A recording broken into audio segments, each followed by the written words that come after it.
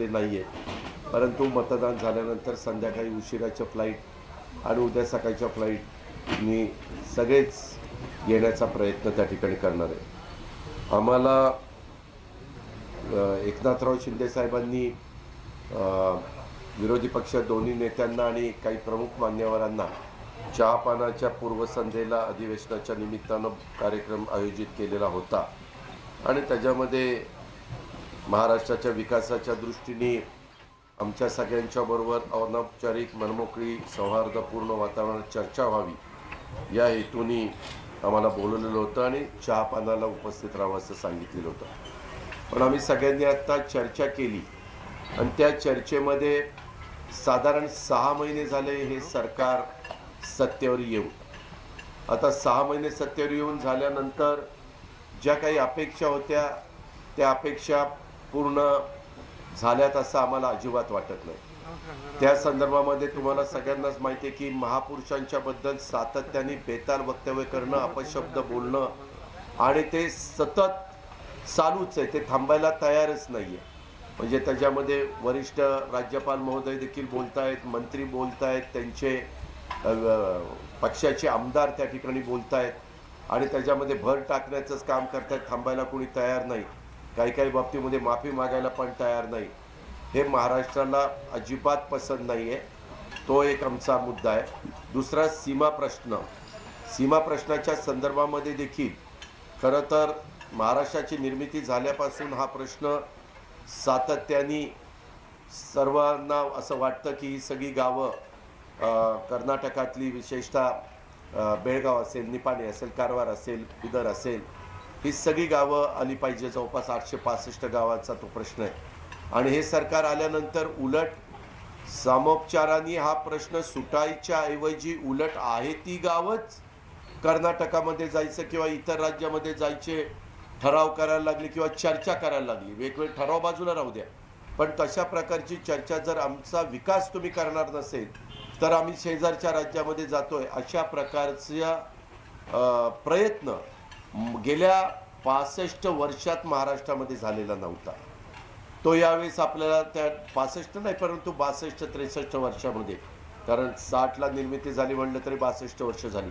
62 वर्षात अशा प्रकारचा कधी कुणी प्रयत्न केला नाही. उलट पलीकडचीच गावं म्हणायची, तिथले महाराष्ट्र एकीकरण समितीचे आमदार निवडून यायचे, महापौर निवडून यायचे, हे सगळे चित्र आपण पाहिलं. म्हणून त्याच्यातही या सरकारला अपयश आलं आणि महाराष्ट्राची बाजू ज्या तडफेने कर्नाटकचे मुख्यमंत्री ॲग्रेसिव्हली बोलत असताना महाराष्ट्राच्या प्रमुखांनी देखील तितक्याच ॲग्रेसिव्हली उत्तर द्यायला पाहिजे होतं, तशा पद्धतीनं उत्तर दिलं गेलं नाही. आणि मग गृहमंत्र्यांच्या पुढं काय बैठक झाली आणि ट्विटरवर कशा पद्धतीनं आलं, मग ट्विटर हॅक झालं का नाही झालं, हा सगळा चर्चेचा विषय आहे. तो एक मुद्दा. अधिवेशन नागपूरला होत असताना विदर्भातला अनुशेष हा सर्व स्तरावरचा वाढत चाललेला आहे. त्याबद्दल ठोस अशा प्रकारची भूमिका हे सरकार घेताना दिसत नाही. त्याचबरोबर जे काही अतिवृष्टी झाली ऑक्टोबरमध्ये आणि त्याच्यातनं शेतकऱ्यांचं अतोनात नुकसान होतं. उदाहरणार्थ सांगायचं झालं तर इकडचं धान आणि कापूस आणि सोयाबीन ह्याबद्दलचं नुकसान झालं आहे. त्याच्यामध्ये पीक विमा मिळत नाही आहे, त्याच्यामध्ये खरेदी व्यवस्थितपणे सुरू केली जात नाही. खरेदी केंद्र सुरू करताना ठराविक तोंड बघून खरेदी केंद्र सुरू केली जातात. हे पण या सरकारचं अपयश आहे. आम्ही राज्यकर्ते म्हणून काम करत असताना असा दुजाभाव करत नव्हतो. शेवटी ज्या भागामध्ये पीक अमाप असेल त्या भागामध्ये खरेदी केंद्र सुरू झाली पाहिजे, ही आम्हा लोकांची भूमिका असायची. मात्र ह्या सरकारची तशा प्रकारची भूमिका असताना दिसत नाही. त्याचबरोबर फार मोठ्या प्रमाणावर आपल्या राज्यातले मग ते आपले Airbus, Tata, Vedanta, Foxconn, bulb प्रकल्प, मेडिकल डिव्हाइस पार्क, ऊर्जा उपकरण पार्क सारखे प्रकल्प महाराष्ट्राबाहेर पळवण्यात आलेले, त्याच्याही संदर्भामध्ये की ज्याच्यातनं आपल्या इथल्या लाखो युवकांना युवतींना रोजगार मिळणार होता. लाखो कोटींची गुंतवणूक ह्या वेगवेगळ्या प्रकल्पाच्या माध्यमातून होणार होती आणि त्याच्यावर अवलंबून असणारे छोटे मोठे उद्योग पण त्याच्यातनं निर्माण होणार होते. ह्या सगळ्याला महाराष्ट्र मुकला आहे. वास्तविक पंतप्रधानांच्याकडे जाऊन मुख्यमंत्री उपमुख्यमंत्र्यांनी मांडायला पाहिजे होतं त्यांनी काय सांगितलं, आम्ही मांडलं पण ते म्हणले की ठीक आहे, नवीन प्रकल्प आम्ही देऊ आणि ती भर भरून काढू. हे काही त्याचं उत्तर नाही आहे. नवीन प्रकल्प आणले तर त्याचं स्वागतच आम्ही करू. आम्ही विरोधाला विरोध करण्याची भूमिका आम्हा विरोधी पक्षाच्या सर्व नेत्यांची आणि सहकाऱ्यांची नाही. आताही अधिवेशनात, जसं पावसाळी अधिवेशनात चर्चेच्या माध्यमातून बिल काढणं, चर्चा होऊन देणं, गोंधळ न घालणं, अशा प्रकारची भूमिका आम्ही त्यावेळेस स्वीकारलेली होती. तोच साधारण प्रयत्न आम्हा लोकांचा या अधिवेशनाच्या निमित्तानं राहणार आहे. आणि चर्चा झाली पाहिजे, चर्चेमधनं उत्तरं मिळाली पाहिजे, समाधान झालं पाहिजे. विधेयक पण मंजूर करत असताना विधेयकाला पण लागणारा वेळ चर्चेला तो देखील दिला पाहिजे. वेळ पडली तर थोडंसं उशिरा बसावं लागलं तरी आमची तयारी आहे. आणि आम्ही मागणी केलेली आहे की 3 आठवड्याचं अधिवेशन घ्या. 2 वर्ष करोनाच्यामुळे इथं अधिवेशन झालं नाही, त्याच्यामुळे साहजिकच विदर्भ मराठवाडा ह्या मागासलेल्या भागातल्या प्रश्नाच्या संदर्भामध्ये जो काही त्यांना वेगवेगळ्या आयुधाचा वापर करून तिथल्या सर्वांगीण विकासाच्या करता वेळ मिळायला पाहिजे होता, तशा प्रकारचा वेळ मिळाला नाही. आणि म्हणून हे अधिवेशन 3 आठवड्याचं घेऊन ती काही प्रमाणामध्ये भरून काढण्याचा प्रयत्न हा जर सरकारने केला तर विरोधी पक्षाच्या वतीनं तशा प्रकारची मागणी देखील आमची आहे की अधिवेशन 3 आठवड्याचं त्या ठिकाणी घ्यावं. अशा एकंदरीत ह्या सगळ्या गोष्टी आहेत. आणि इतर पण अनेकांची अनेक वेगवेगळ्या प्रकारची वक्तव्ये, वाचाळवीर थांबायला तयार नाही आहेत. काही महाराष्ट्रामध्ये काम करायच्या ऐवजी नको त्या गोष्टी बोलत असतानाचं चित्र आपण ह्या निमित्तानं महाराष्ट्रामध्ये पाहिलेले. असे अनेक वेगवेगळ्या प्रकारचे प्रश्न आहेत. मागासवर्गीय मुलामुलींचे, आदिवासी मुलामुलींचे, अल्पसंख्याक मुलामुलींचे आणि ओबीसी मुलामुलींचे, ज्यांना ज्यांना वेगवेगळ्या प्रकारच्या शिष्यवृत्त्या मिळतात, जे काही मदत मिळते सरकारच्या वतीनं, ती मदत देखील त्यांच्या फी रूपाची वेळेमध्ये जात नाही. करोडो रुपये वेगवेगळ्या एकेका संस्थांचे, पत्रकार मित्रांनो, एकेका संस्थांचं, म्हणजे जर एखादं कॉलेज मोठं असेल तर त्यांचे करोडो रुपये थकलेले आहेत. त्याच्याबद्दल काही ठोस भूमिका काय राहणार आहे? कर्ज तर मोठ्या प्रमाणावर काढलं जातं. आता मधी 60,000 कोटी रुपयाचा कर्ज काढण्याचा निर्णय मंत्रिमंडळाने घेतला कर्ज उभं करण्याच्या करता. आणि कशा करता? तर त्याच्यामध्ये त्यांनी टार्गेट हे MMRDAचा एरिया हाच ठेवला. MMRDAचा एरिया जरूर पुढं गेला पाहिजे, तिथंही सुविधा मिळाल्या पाहिजे. परंतु त्याच्याचबरोबर राज्यामध्ये मराठवाडा, विदर्भ, कोकण आणि उत्तर महाराष्ट्र आणि पश्चिम महाराष्ट्र देखील आहे, त्याही भागामध्ये हा निधी मिळाला पाहिजे. असा भेदभाव करून कसं चालेल? ठराविकच भागातल्या कामांच्या करता करोडो रुपयाचा निधी काढायचा आणि राज्याच्या डोक्यावर कर्ज काढायचं. कर्ज काढायला आमचा विरोध नाही, पण त्या कर्जाचा योग्य पद्धतीनं उपयोग होतोय का, सर्वांना न्याय त्याच्यातनं मिळतोय का, ही देखील भूमिका ह्या सरकारच्या कडनं राज्याच्या जनतेला नीटपणे समजली पाहिजे, असं आमचं स्पष्ट मत आहे. आणि अशा हे वेगवेगळे विषय घालून आम्ही सरकारला आमचे अंबादास दानवे, बाळासाहेब थोरात, पृथ्वीराज चव्हाण, छगन भुजबळ, जयंत पाटील, खडसे साहेब, दिलीपराव, नाना पटोले, भाई जयंत पाटील, अशा अनेक समाजवादी पार्टीचे आमचे अबू आझमी, अशा अनेक मान्यवरांचं पत्र आज आम्ही ते तयार केलेलं आहे.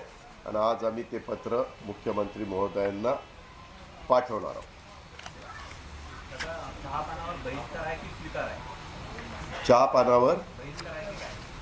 चहा पानाच्या संदर्भामध्ये त्याबद्दल स्वविचाराने व महाराष्ट्र हिताचा कारभार हाताळण्याचा अभाव सर्वच क्षेत्रात ठळकपणे दृष्टीस येत असताना मुख्यमंत्री महोदयांनी आयोजित केलेल्या चहापान कार्यक्रमाला उपस्थित राहणे आम्हाला योग्य वाटत नाही.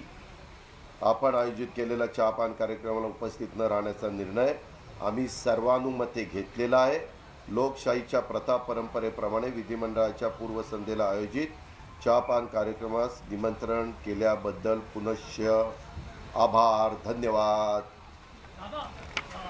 अधिवेशन होऊन झालं पण बरेचसे मुद्दे अजून विधान आहे, गोष्टी आहे, बरेच प्रलंबित आहे. मी त्याच्यामध्ये तुम्हाला सांगितलं, कारण आता एकाच या पत्रकार परिषदेच्या निमित्तानं आमच्या आतमध्ये अनेक मान्यवरांनी, नाना असतील, सुनील केदारजी असतील, सगळ्यांनीच वेगवेगळ्या मुद्द्याच्या बद्दलचे आम्ही चर्चा केली. त्याच्यात आपण जो मिहानचा मुद्दा काढला तो असेल किंवा वेगवेगळे इतर महत्त्वाच्या प्रकल्पाच्या बद्दलचा असेल, त्याची पण चर्चा झालेली आहे. विदर्भची चर्चा, आमचा पण विरोधी पक्षाचा अधिकार असतो गुरुवारचा प्रस्ताव आणण्याचा, आणि सत्ताधारी पक्षाचा पण मंगळवारचा असतो. आता पहिला मंगळवारचा त्यांना संधी मिळणार आहे. अर्थात कुणी प्रस्ताव आणला तर त्याच्यात दोन्ही बाजू आपली आपली भूमिका मांडतात. त्यामुळं आम्ही विदर्भ, मराठवाडा ह्या सगळ्या भागातल्या प्रश्नांच्या करता अग्रक्रम देणारे, प्राधान्य देणारे असं आमचं आत्ताच तिथं एकमताने ठरलेलं आहे. आणि त्याच्यात आपण विचारलेले पण प्रश्नाचा अंतर्भाव आहे. 2024चे इलेक्शन्स आपण तिघे एकत्र मिळून पक्ष लढणार का? महाविकास आघाडीचे, काँग्रेस, आपलं शिवसेना आणि आपलं राष्ट्रवादी काँग्रेस. आपण आत्ता डिसेंबर 2022 मध्ये आहे. आपण चाललोय 2024चा प्रश्न विचारायला. आम्ही आत्ताच काल सगळ्यांनी एकत्र येऊन ह्या हल्लाबोल आंदोलन त्या ठिकाणी मोर्चा काढला. आमचा प्रयत्न आहे की आमची सगळ्यांची एकजूट त्या ठिकाणी टिकवायची. त्याकरता आमचे सगळे वरिष्ठ आणि आम्ही सगळे प्रयत्न करतोय.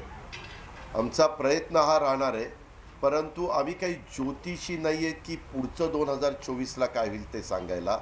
आणि आम्ही ज्योतिषाकडे जाऊन पाहणी पण करत नाही की काय आमचं ज्योतिष सांगतंय, मंगळ काय सांगतोय, गुरु काय सांगतोय.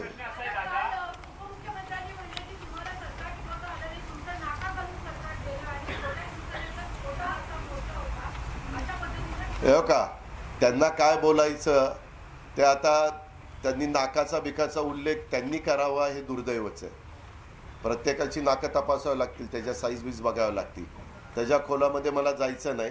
वास्तविक हेच एकेकाळी म्हणायचे की एकनाथराव शिंदेंनी घेतलेला जो निर्णय तो अंतर्गत आहे, आमचा काही संबंध नाही, आमचा काही संबंध नाही. आणि नंतर म्हणायला तेच म्हणायला लागले आम्ही बदला घेतला, आम्ही फोन केले, मी पाठवलं याला, मी पाठवलं त्याला. हे ज्या दिवशी आघाडीचं सरकार आलं त्या दिवसापासून त्यांना वेदना होत होत्या आणि ते त्या दिवसापासून कामाला लागलेले होते. ठीक आहे, आता ते जगजाहीर झालेलं आहे. आता नाका खालनं घेतलं का आणखीन कशा खालनं घेतलं तो संशोधनाचा भाग आहे. वेशभूषा बदलून जायचे. आता काय वेशभूषा कसली करायची माहित नाही. कुठे कुठे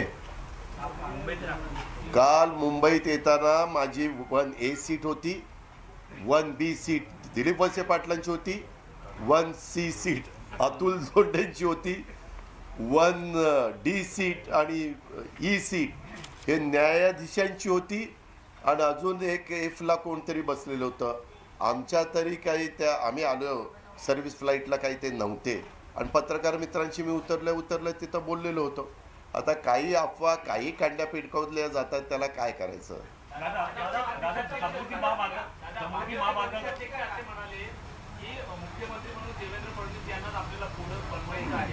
कोण म्हणलं?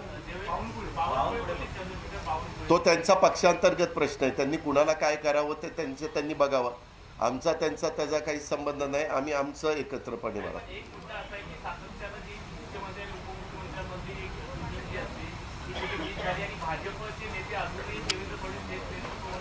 तो त्यांचा अंतर्गत प्रश्न आहे. आम्हाला काय, आम्ही त्यांच्या दोघांच्या मध्ये नाक खुपसायचं काही कारण नाही. ह्यांनी नाकाखालनं आमचं सरकार काढलं तर आम्ही काय तिथं नाक खुपसायला जात नाही.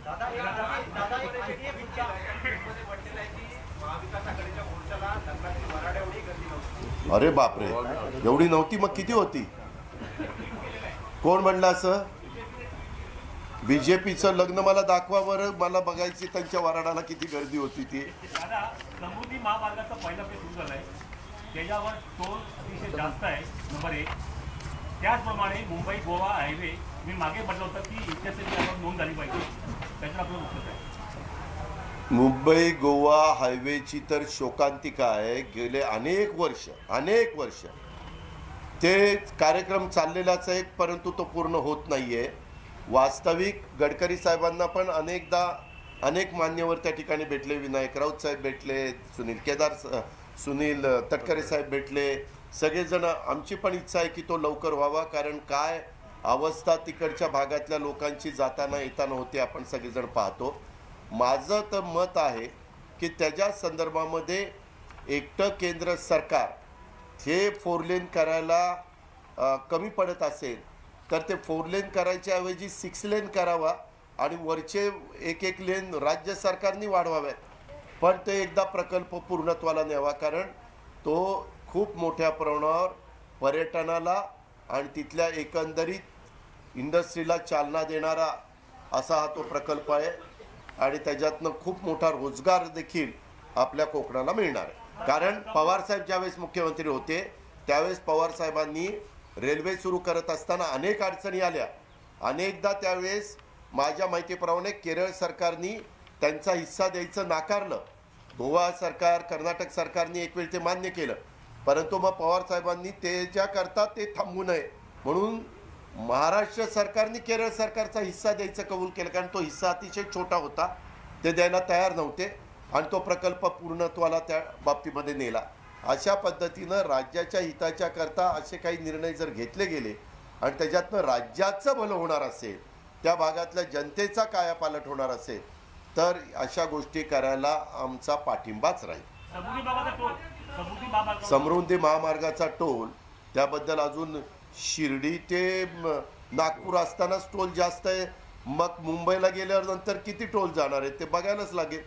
त्याबद्दल खरं तर आमच्याच काळात 1 मेला त्याचं उद्घाटन घ्यायचं उद्धव ठाकरे साहेबांनी ठरवलेलं होतं. 1 मे महाराष्ट्र दिन असतो, कामगार दिन असतो, महत्त्वाचा दिवस असतो, पण अचानक तिथं त्यावेळेस एक काहीतरी ब्रिज नादुरुस्त झाला आणि डॅमेज झाला आणि त्याच्यावर ते काम पुढं गेलं, म्हणजे प्रोग्राम पुढं गेला आणि त्याच्यानंतर नाकाखालनं सरकार काढलं, त्याच्यामुळे ह्यांचं सरकार आलं आणि ह्यांनी हे केलं. हां,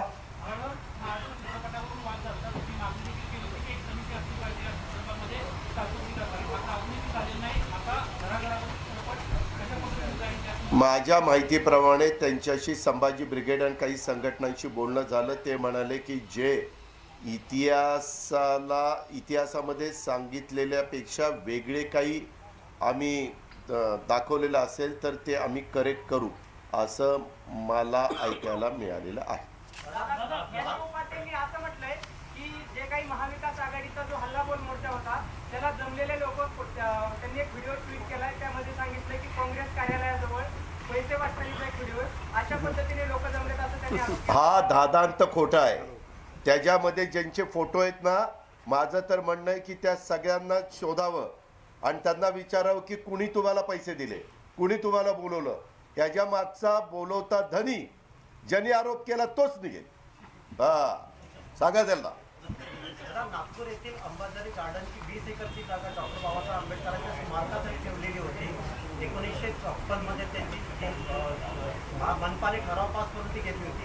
आता कुठेतरी वन विभागाने ती एक्सेप्ट गरुडा कंपनीला केली आहे. या अधिवेशनामध्ये हा मुद्दा गाजणार आहे.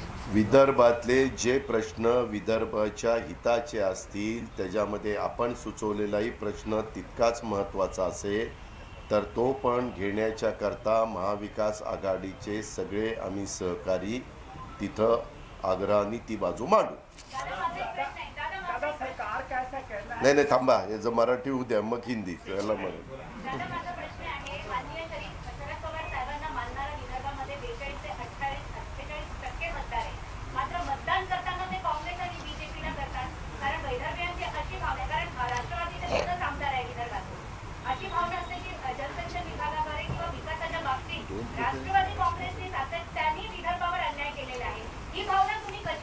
ही अजिबात तसा अन्याय केलेला नाही आहे. जयंत पाटील फायनान्स मिनिस्टर असताना, मी जलसंपदा मंत्री असताना कोट्यावधी रुपयाची कामं आणि वेगवेगळे प्रकल्प हातामध्ये घेतले. वास्तविक त्याच्यामध्ये माझी बदनामी करण्याचा प्रयत्न केला गेला.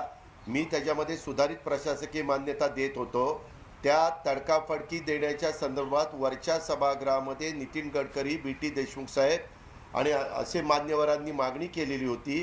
त्या प्रकारे आपण त्याला मान्यता दिली. त्यांनी सांगितलं अवाच्या सवा किमती वाढल्या. मी पत्रकार मित्रांनो आपल्याला सगळ्यांना सांगतो, त्याच्यानंतर ह्या मान्यता कॅबिनेट पुढे जायला लागल्या. आपण काढा, साधारण 5 ते 7 वर्ष प्रकल्प पुढे गेला तर दुप्पट कॉस्ट होते. आताही त्याच्यानंतरच्या काळामध्ये करोडो रुपयाच्या मान्यता त्या बाबतीमध्ये त्या प्रकल्पाला दिल्या जात आहेत, इन्क्लुडिंग विदर्भ. मी नानांच्या आणि सुनील केदार साहेबांच्या साक्षीनं सांगतो, फक्त त्याच्याबद्दल आता ती कॅबिनेटची मान्यता असल्यामुळं कुणी बोलायला तयार नाही. आणि त्यावेळेस प्रकल्प धडाधड व्हावेत. म्हणजे कधी एखाद्या मंत्र्यांनी फाईल लवकर क्लिअर केली नाही तर बघा फाईलवर बसून राहिलाय, वाट बघतोय असे आरोप करायचे. फाईल तातडीनं काढली तर काय घाई झाली हे असले बोलायचं. वास्तविक नेहमी आम्ही काम करत असताना विदर्भ असेल, मराठवाडा असेल, मराठवाड्यामध्ये देखील नाथसागरपासून बाबळी बॅरेजपर्यंत सगळे बॅरेजेस आम्ही विलासराव देशमुख आणि इतर मान्यवर तिथं मुख्यमंत्री असताना त्या बाबतीमध्ये केले. उपमुख्यमंत्री भुजबळ साहेब होते. आम्ही कधी तशा पद्धतीची भावना मनामध्ये आणत नाही आणि अनुशेष भरून काढण्याच्या करता सर्वस्व आम्ही पणाला लावलेलं होतं आणि मोठ्या प्रमाणावर हे प्रकल्प कसे पूर्णत्वाला जातील ते बघितलं होतं. उलट ह्या आरोपामुळं इकडचे अधिकारी कामं करायला धजावेनात आणि त्याच्यामुळं प्रकल्प इतके लेट झाले. तुम्ही बघा, साधारण 2014ला देवेंद्र फडणवीस साहेब मुख्यमंत्री झाले. ते विदर्भातले होते, अर्थमंत्री विदर्भातले होते, वनमंत्री विदर्भातले होते, ऊर्जा मंत्री विदर्भातले होते, सगळे विदर्भातले प्रमुख लोक होती. त्यावेळेस 2014 ते 19 किती प्रकल्प मार्गी लागले ह्याचा जरा पत्रकार मित्रांनी पण माहिती घ्यावी. तो तुमचा अधिकार आहे. माझी विनंती आहे, नसेल मानायची तर सोडून द्या. आणि 2019 ते 2022 पर्यंत पण त्या बाबतीमध्ये जे एकेकाळी अर्थमंत्री होते 9 वर्ष, तेच जलसंपदा मंत्री झाले. त्यावेळेस आम्ही सांगितलं की आपण मदत त्या ठिकाणी करू, प्रकल्प गतीनं पूर्णत्वाला न्या, अशा प्रकारचा आम्ही प्रयत्न त्या ठिकाणी केला. पण हा आरोप दादांद बिनबुडाचा आहे, पूर्णपणे आमची बदनामी करणार आहे. आम्ही काम करत असताना सांध्यापासून बांध्यापर्यंत उभा महाराष्ट्र आपल्या सर्वांचा आहे ही भावना करून त्या ठिकाणी प्रयत्न करत असतो. उलट आमच्या विरोधी पक्षाच्या सगळ्या आमदारांचं हे जसं खोके सरकार म्हणून त्यांना संबोधलं जातं आता महाराष्ट्रात, तसं हे स्थगिती सरकार आहे. मागच्या काळात आमच्या सरकारने व्हाईट बुकमध्ये विधिमंडळाची मान्यता घेऊन ज्या काही कामं मंजूर केलेली होती त्या कामांना स्थगिती देण्याचं ह्या लोकांनी काम केलं. यात विदर्भातली कामं जास्त आहेत. DPCमध्ये नागपूरला जादा निधी दिला. तुम्ही पहा, मी अर्थमंत्री असताना नागपूर ही उपराजधानी आहे म्हणून लोकसंख्येच्या भौगोलिक दृष्टिकोनातनं जे काही नियम नियोजन विभाग लावतो त्याच्यापेक्षा अधिकचा निधी आपण ह्या विदर्भाला देत होतो आणि तो दिलाच पाहिजे. देत होतो म्हणजे काय आम्ही उपकार केले नाही. आज पण विभागाच्या इमारतीचं उद्घाटन झालं, त्याला निधी गेले 2.5 वर्ष कोणी दिला? कुठल्यात? कशात? अजिबात नाही. मी लेटर तुमच्या स्टॅम्पवर लिहून देतो. मी करोनाच्या काळामध्ये कॅगनी पण कौतुक केलं. आपण कदाचित वाचलं नसेल, अजितचं कशाला वाचायचं, पण त्यामध्ये करोनामध्ये आम्ही आर्थिक शिस्त एवढी लावली. तुम्ही बघा, हे सगळ्या मंत्री त्यावेळेस होते. दिलीपरावांना विचारा, कुठंही DPCचं कपात केली नाही आपण. त्याच्यामध्ये आमदार निधीची कपात केली नाही. तो सगळा निधी आपण विकास कामाच्या करता दिला, उलट वाढवला. उलट सगळ्यात जास्त DPCला निधी देण्याचं काम उद्धव ठाकरे साहेबांच्या नेतृत्वाखालच्या बाळासाहेब थोरात, मी आमदार निधी वाढवला. 1चा 2 कोटी आम्हीच वाढवला, 2चा 3 आम्हीच केला, 3चा 4 आम्हीच केला, 4चा 5 आम्हीच केला. आणि काय करायचं?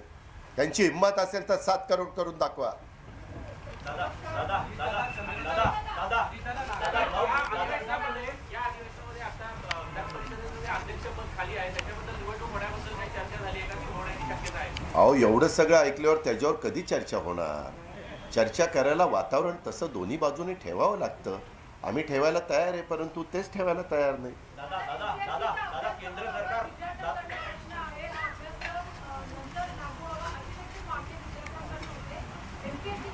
माझा तो अधिकार पूर्ण राज्य सरकारचा असतो. राज्य सरकारने MPSCचं बोर्ड नेमलेलं असतं, ज्याच्यातनं राज्यातल्या तरुणांचं तरुणींचं हित सांभाळलं जाणार आहे, मेरिट सांभाळलं जाणार आहे, त्यांचं उद्याचं भवितव्य सांभाळलं जाणार आहे.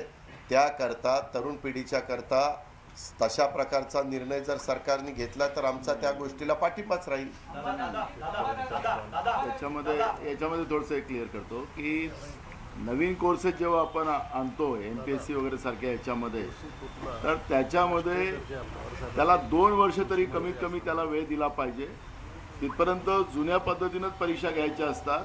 पण राज्य सरकार मुद्दामून UPSC इक्वलंट टू जे आता याला जोडते आहे आणि MPSCला, आणि त्याच्यामुळे MPSCच्या माध्यमातून ज्या विद्यार्थ्यांनी आतापर्यंत अभ्यास केला त्यांचं नुकसान करायला हे राज्यातलं EDचं सरकार लागलेलं आहे. आणि मोठ्या प्रमाणात ज्यांनी मेहनत केलेली पोरांनी आहे ते कारण प्रोव्हिजन आहे, हे काही वेगळं करत नाही आहे. पण याला 2 वर्ष तरी मुदत दिली गेली पाहिजे असं त्याच्यामधलं प्रोव्हिजन आहे. पण राज्य सरकार कुठलंही प्रोव्हिजन ऐकलं नाही, त्याला संविधानाचं घेणं देणं नाही.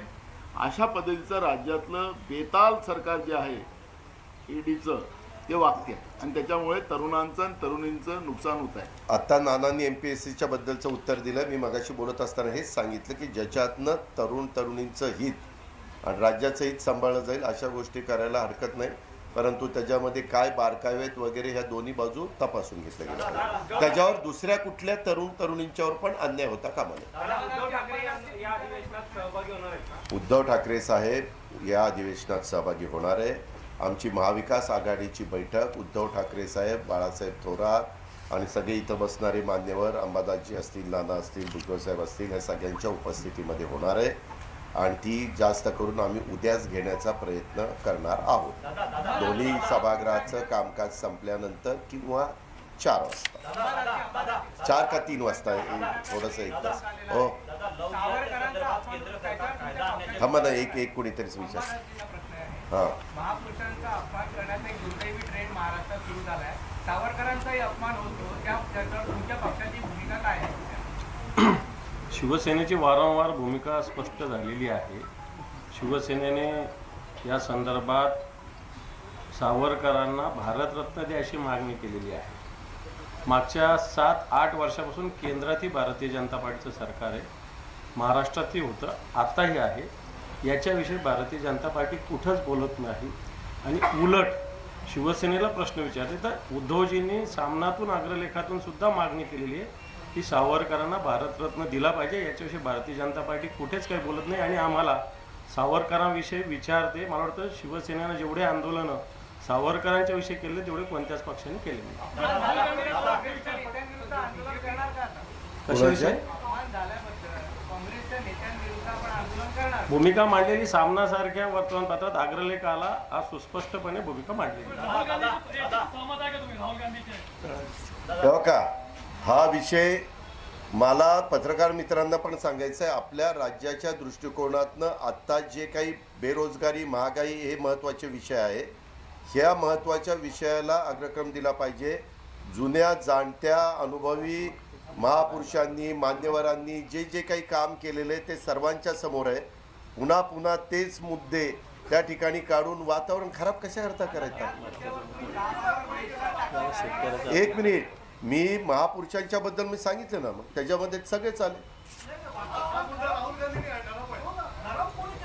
1 मिनिट, राहुल गांधींनी एकदा दोनदा स्टेटमेंट केल्यानंतर आपण प्रचंड मोठ्या प्रमाणावर मीडिया तिथं गेलेला होता की आता राहुल गांधी आत्ता काय बोलतात. त्यावेळेस राहुल गांधींनी तो विषयाला स्पर्श केला नाही.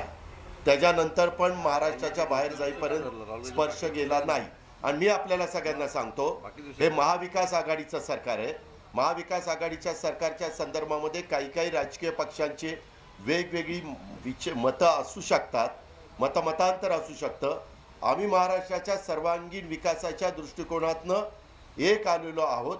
त्या मुद्द्यांना आम्ही अग्रक्रम त्या ठिकाणी देतो. ज्याच्यातनं थोडे बहुत आमच्यामध्ये अंतर वाढेल असे विषय आम्ही बाजूला ठेवतो. राहुल गांधी बाकी विषय आहे ना. मला मागाशी एक गोष्ट सांगायची राहिली.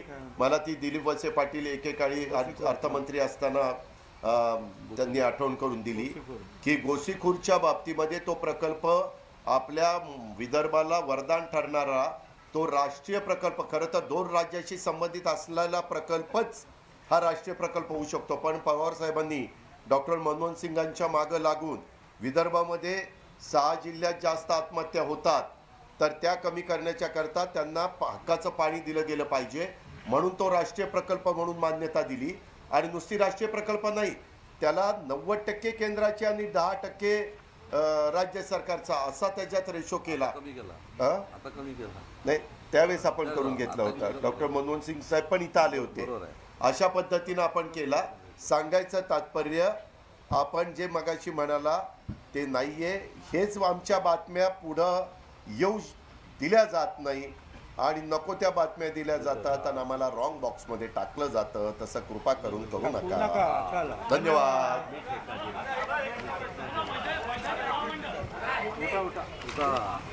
नमस्ते.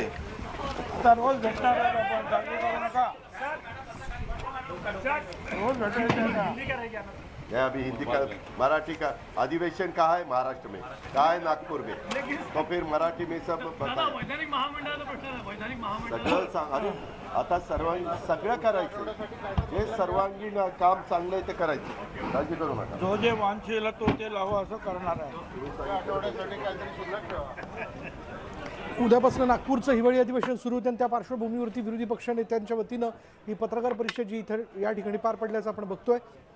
आमची बदनामी करण्याचा प्रयत्न केला जातोय असं देखील अजित पवारांनी म्हटलंय आणि हे स्थगिती सरकार असल्याचं देखील त्यांनी म्हटलंय. आम्ही ज्या ज्या कामांची घोषणा केली त्याला जाणीवपूर्वक स्थगिती देण्यात आली आणि राज्यातले उद्योग ज्या पद्धतीने बाहेर जात आहेत या पाठीमागे नेमकं कोण आहे हे देखील जाणून घेणं फार महत्त्वाचं आहे असं देखील त्यांनी म्हटलंय. 2014 ते 2019 या कालावधीमध्ये किती प्रकल्प मार्गी लागले याबद्दल देखील तुम्ही जाणून घ्या असा देखील सवाल त्यांनी उपस्थित केला आहे. अशा या सगळ्या वेगवेगळ्या प्रश्नांना अजित पवारांनी या ठिकाणी उत्तरं देऊ केलेली आहेत. महाविकास आघाडीच्या वतीने जोरदार हल्लाबोल करण्यात आलेला आहे आणि ज्या प्रकारे अजित पवार वेगवेगळ्या मुद्द्यांना घेऊन वेगवेगळ्या प्रश्नांना घेऊन उत्तर देत होते त्यावरनं यंदाच्या हिवाळी अधिवेशनामध्ये सध्या स्थितीत असणाऱ्या सरकारला घेरण्याचा विरोधी पक्ष नेत्यांच्या वतीने किंवा विरोधी पक्षाकडनंच जोरदार प्रयत्न होणार आहे तशी रणनीती त्यांनी आखल्याचं आपण बघतोय. आणि आता या सगळ्या विषयांमध्ये चंद्रशेखर बावनकुळेंनी विधान केलेलं आहे तो त्यांचा अंतर्गत प्रश्न असल्याचं म्हटलंय. आम्ही दोघांमध्ये नाक खुपसत नाहीत असं देखील त्यांनी म्हटलेलं आहे. त्यांच्या वरडाला किती गर्दी होती असा प्रश्न त्यांनी उपस्थित केला. नॅनो मोर्चाच्या टीकेवरती त्यांनी हे उत्तर देऊ केलंय. आणि यानंतर इथे वेळ झाली का ब्रेकची. ब्रेक घेऊयात. पहा फक्त न्यूज 18 लोकमत.